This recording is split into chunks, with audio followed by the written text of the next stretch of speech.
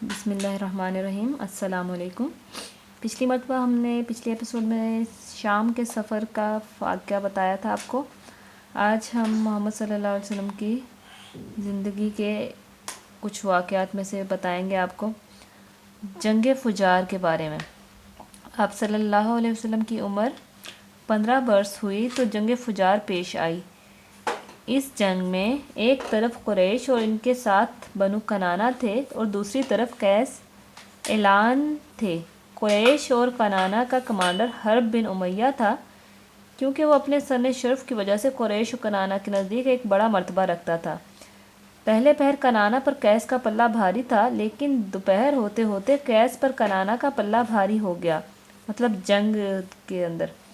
اسے حرب فجار اس لیے کہتے ہیں کہ اس میں حرم اور حرام مہینے دونوں کی حرمت چاک کی گئی۔ اس جنگ میں رسول اللہ صلی اللہ علیہ وسلم بھی تشریف لے گئے تھے اور اپنے چچاؤں کو تیر تھماتے تھے۔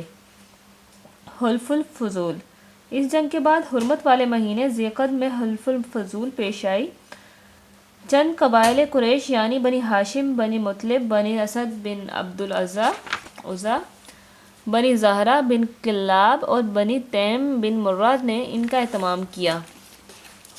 یہ لوگ عبداللہ بن جدعان تیمی کے مکان پر جمع ہوئے، کیونکہ وہ سن و شرف میں ممتاز تھا، اور آپس میں عہد و پیمان کیا کہ مکہ میں جو بھی مظلوم نظر آئے گا، خواہ وہ مکہ کا رہنے والا ہو یا کہیں اور کا، یہ سب اس کی مدد اور حمایت میں اٹھ کھڑے ہوں گے اور اس کا حق دلوا کر رہیں گے۔ اس اجتماع میں رسول اللہ صلی اللہ علیہ وسلم بھی تشریف فرما تھے، اور بعد میں شرف رسالت سے مشرف ہونے کے بعد فرمایا کرتے تھے، میں عبداللہ بن جدعان کے مکان پر ایک ایسے معاہدے میں شریک تھا، مجھے اس کے عوض سرخ اونٹ بھی پسند نہیں کہ اگر دور اسلام میں اس عہد و پیمان کے لیے مجھے بلایا جاتا تو میں لبیک کہتا۔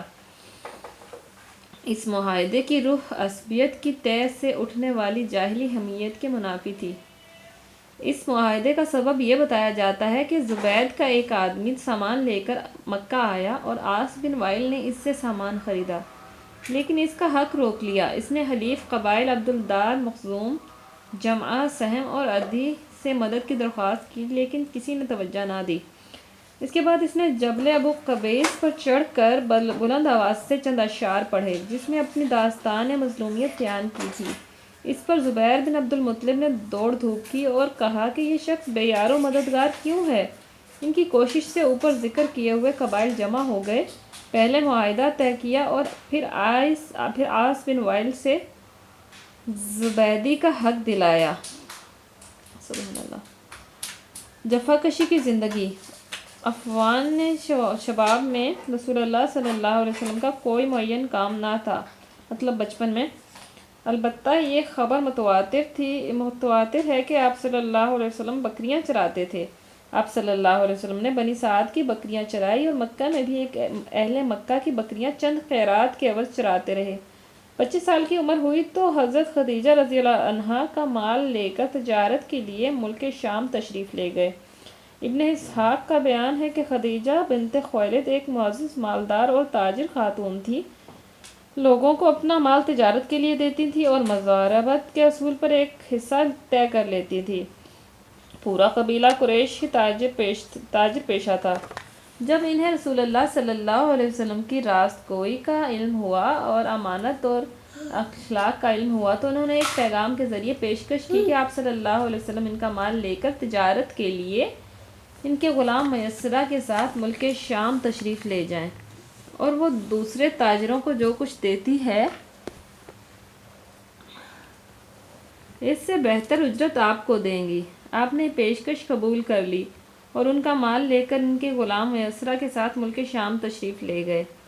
حضرت خدیجہ رضی اللہ تعالیٰ عنہ سے شادی۔ جب آپ صلی اللہ علیہ وسلم مکہ تشریف لائے، حضرت خدیجہ رضی اللہ تعالیٰ عنہ نے اپنے مال میں ایسی امانت و برکت دیکھی جو اس سے پہلے کبھی نہ دیکھی تھی، اور ادھر ان کے غلام میسرہ نے بھی آپ صلی اللہ علیہ وسلم کے شیریں اخلاق، بلند پایہ کردار اور موزوں انداز فکر، راست گوئی، امانت دارانہ طور طریق کے متعلق اپنے مشاہدات بیان کیے تو حضرت خدیجہ رضی اللہ تعالیٰ عنہ کو اپنا گم گشتہ گوہر مطلوب دستیاب ہو گیا۔ اس سے پہلے بڑے بڑے سردار اور رئیس ان سے شادی کے خواہاں تھے، لیکن انہوں نے کسی کا پیغام منظور نہ کیا تھا۔ اب انہوں نے اپنے دل کی بات اپنی سہیلی نفیسہ بنت منبہ سے کہی، اور نفیسہ نے جا کر نبی صلی اللہ علیہ وسلم سے گفت و شنید کی۔ آپ صلی اللہ علیہ وسلم راضی ہو گئے اور اپنے چچاؤں سے اس معاملے میں بات کی۔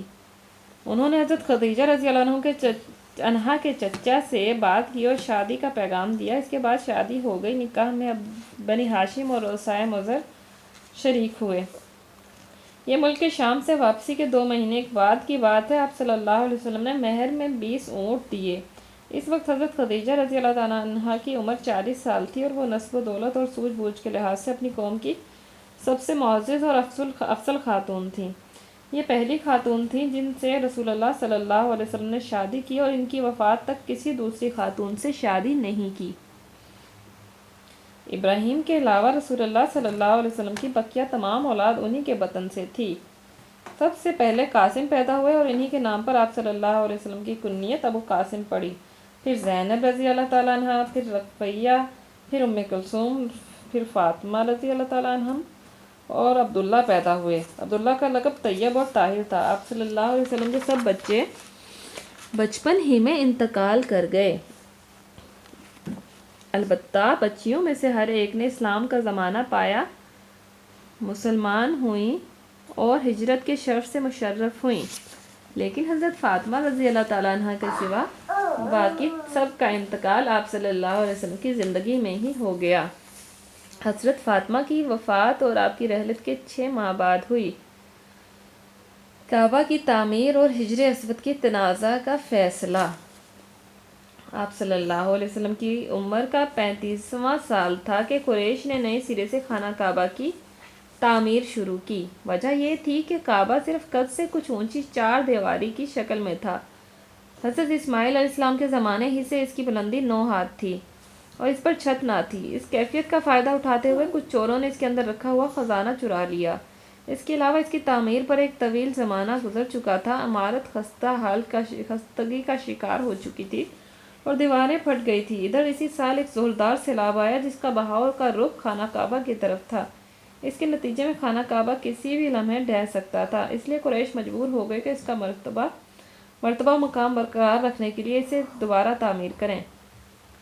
اس مرحلے پر قریش نے یہ متفقہ فیصلہ کیا کہ خانہ کعبہ کی تعمیر میں صرف حلال رقم ہی استعمال کریں گے۔ اس میں ناچنے والیوں کی اجرت اور سود کی رقم اور کسی کا ناحق لیا ہوا مال استعمال نہیں ہونے دیں گے۔ نئی تعمیر کے لیے پرانی عمارت کو ڈھانا ضروری تھا، لیکن کسی کو ڈھانے کی جرأت نہیں ہوتی تھی۔ بالآخر ولید بن مغیرہ مخزومی نے ابتدا کی کہ جب لوگوں نے دیکھا کہ اس پر کوئی آفت نہیں ٹوٹی تو باقی لوگوں نے بھی ڈھانا شروع کر دیا، گرانا شروع کر دیا، اور جب قواعد ابراہیمی تک ڈھا چکے تو تعمیر کا آغاز کیا۔ تعمیر کے لیے الگ قبیلے کا حصہ مقرر تھا اور ہر قبیلے نے علیحدہ علیحدہ پتھر کے ڈھیر لگا رکھے تھے۔ تعمیر شروع ہوئی۔ باقوم نامی ایک رومی معمار نگران تھا۔ جب عمارت حجر اسود تک بلند ہو چکی تو یہ جھگڑا اٹھ کھڑا ہوا کہ حجر اسود کو اس کی جگہ رکھنے کا شرف و امتیاز کسے حاصل ہو۔ یہ جھگڑا 4-5 روز تک جاری رہا اور رفتہ رفتہ اس شدت اختیار کر گیا کہ معلوم ہوتا تھا کہ سرزمین حرم میں سخت خون خرابہ ہو جائے گا۔ لیکن ابو امیہ مخزومی نے یہ کہہ کر فیصلے کی ایک صورت پیدا کر دی کہ مسجد حرام کے دروازے سے دوسرے دن جو سب سے پہلے داخل ہو اسے اپنے جھگڑے کا حکم مان لیں۔ لوگوں نے یہ تجویز منظور کر لی۔ اللہ کی مشیت کہ اس کے بعد سب سے پہلے رسول اللہ صلی اللہ علیہ وسلم تشریف لائے۔ لوگوں نے آپ صلی اللہ علیہ وسلم کو دیکھا تو چیخ پڑے کہ ھذا الامین رضینا ھذا محمد صلی اللہ علیہ وسلم، یہ امین ہیں، ہم ان سے راضی ہیں، محمد صلی اللہ علیہ وسلم ہے یہ۔ جب آپ صلی اللہ علیہ وسلم قریب پہنچے اور انہوں نے آپ صلی اللہ علیہ وسلم کو معاملے کی تفصیل بتائی تو آپ صلی اللہ علیہ وسلم نے ایک چادر طلب کی، بیچ میں حجر اسود رکھا اور متنازع قبائل کے سرداروں سے کہا کہ آپ سب حضرات چادر کا کنارہ پکڑ کر اوپر اٹھائیں۔ انہوں نے ایسے ہی کیا۔ جب چادر حجر اسود کے مقام تک پہنچ گئی تو آپ صلی اللہ علیہ وسلم نے اپنے دست مبارک سے حجر اسود کو اس کی مقررہ جگہ پر رکھ دیا۔ یہ بڑا معقول فیصلہ تھا۔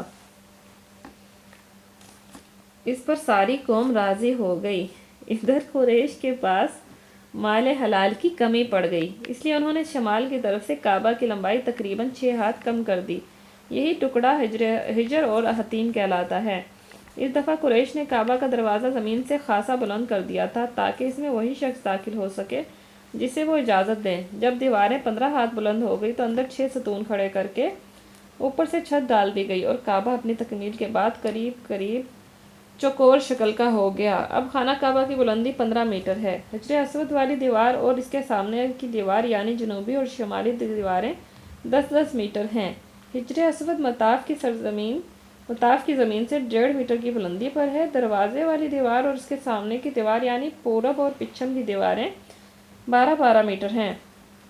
دروازہ زمین سے 2 میٹر بلند ہے۔ دیوار کے گرد نیچے یہ ہر 4 جانب سے ایک بڑھے ہوئے کرسی نما ضلع کا گھیرا ہے جس کی اوسط لمبائی 25 سینٹی میٹر اور اوسط چوڑائی 30 سینٹی میٹر ہے۔ اسے شاذروان کہتے ہیں۔ یہ بھی دراصل بیت اللہ کا جزو ہے لیکن قریش نے اسے بھی چھوڑ دیا تھا۔ نبوت سے پہلے کی اجمالی سیرت۔ نبی صلی اللہ علیہ وسلم کا وجود ان تمام خوبیوں اور کمالات کا جامع تھا جو متفرق طور پر لوگوں کے مختلف طبقات میں پائے جاتے ہیں۔ آپ صلی اللہ علیہ وسلم اصابت فکری، دوربینی، حق پسندی کا بلند مینار تھے۔ آپ صلی اللہ علیہ وسلم کو حسن پرست، پختگی فکر، وسیلہ مقصد کی درستگی سے حفظ وافر عطا ہوا تھا۔ آپ صلی اللہ علیہ وسلم اپنی طویل خاموشی سے مسلسل غور و خوض، دائمی تفکیر اور حق کی کرید میں مدد لیتے تھے۔ آپ صلی اللہ علیہ وسلم نے اپنی شاداب عقل، روشن فطرت سے زندگی کے صحیفے، لوگوں کے معاملات اور جماعتوں کے احوال کا مطالعہ کیا۔ چنانچہ آپ صلی اللہ علیہ وسلم نے ان سب برائیوں سے دامن کش رہتے تھے جن میں یہ لوگ لت پت تھے، اور ان سب برائیوں سے سخت بیزاری محسوس کی۔ چنانچہ آپ صلی اللہ علیہ وسلم نے ان سب سے دامن کش رہتے ہوئے پوری بصیرت کے ساتھ لوگوں کے درمیان زندگی کا سفر طے کیا، یعنی لوگوں کو جو کام اچھا ہوتا اس میں شرکت فرماتے ورنہ اپنی مقررہ تنہائی کی طرف پلٹ جاتے۔ چنانچہ آپ صلی اللہ علیہ وسلم نے شراب کو کبھی منہ نہ لگایا، آستانوں کا ذبیحہ نہ کھایا اور بتوں کے لیے منائے جانے والے تہوار اور میلے ٹھیلوں میں کبھی شرکت نہیں کی۔